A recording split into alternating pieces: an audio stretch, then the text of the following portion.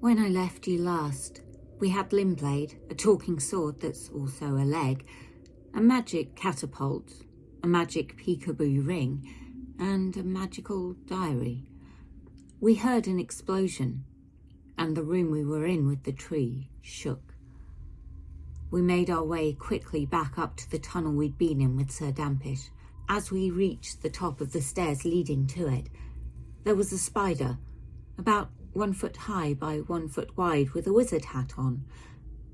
I tried talking to it, and it scuttled away back towards the room with the zombie holes. The door, which had been dented, was now torn open. Inside, on the floor, a whirlpool spun in the centre of the room. There was a puddle that looked suspiciously like Sir Dampish, and some headless monstrosities, not exactly dead, but not exactly alive either. There was blood and reams of flayed flesh. Whilst Seth and Dave discussed what to do, I ritually cast Speak with Animals and tried to talk to the spider. It was beautiful, colourful with huge eyes. As it approached me, Dave told it he hated it and drew his leg. It ran away in fear. Seth suggested we try to gather up the puddle in our water skins, and Dave cast Divine Sense. He could feel a dark energy coming from the spider room, a faint trace from within the large skull on the other side of the whirlpool, and a strong resonance from the sword on his back. He decided to try and throw Limblade into the whirlpool. He was as stealthy as he could be, with guidance from me, but tripped over the body of one of the dead zombies and fell on the floor thanks to a natural one. I heard the sounds of hundreds of spider feet coming towards us as Dave stood up and threw Limblade into the whirlpool, where it sank and disappeared. Dave offered to jump through the whirlpool. I suggested using my thorn whip to hold on to him, but Seth decided to use a rope as it would be less painful. Secretly, I think he just wants to tie Dave up. Spiders came swarming towards me and over me, biting me, even though I told them we meant them no harm. Seth decided to set fire to an arrow and aim it at the spiders to try to scare them all off with fire.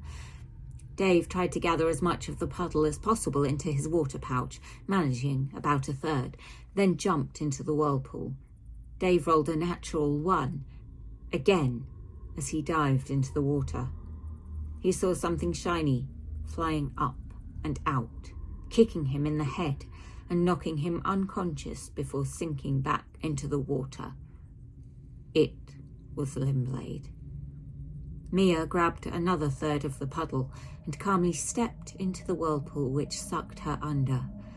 I ran from the spiders, emptied my water skin over the few that still remained on me, but with a natural 20 they managed to avoid it. I gathered up the last of the puddle, threw a healing word at Dave, and did a beautiful dolphin dive into the water, sucked under by the whirlpool.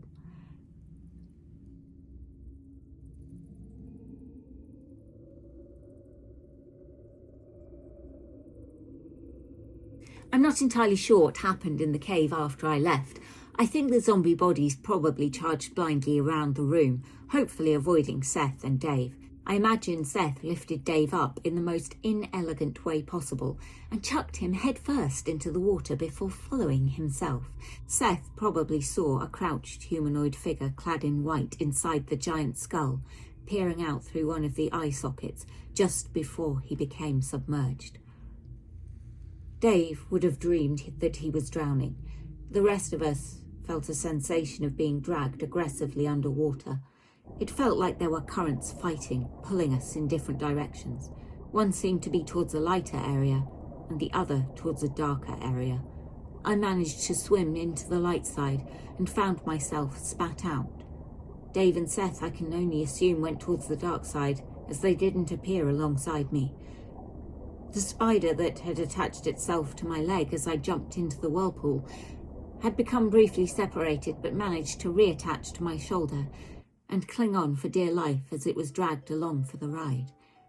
I wonder if I can make it my pet.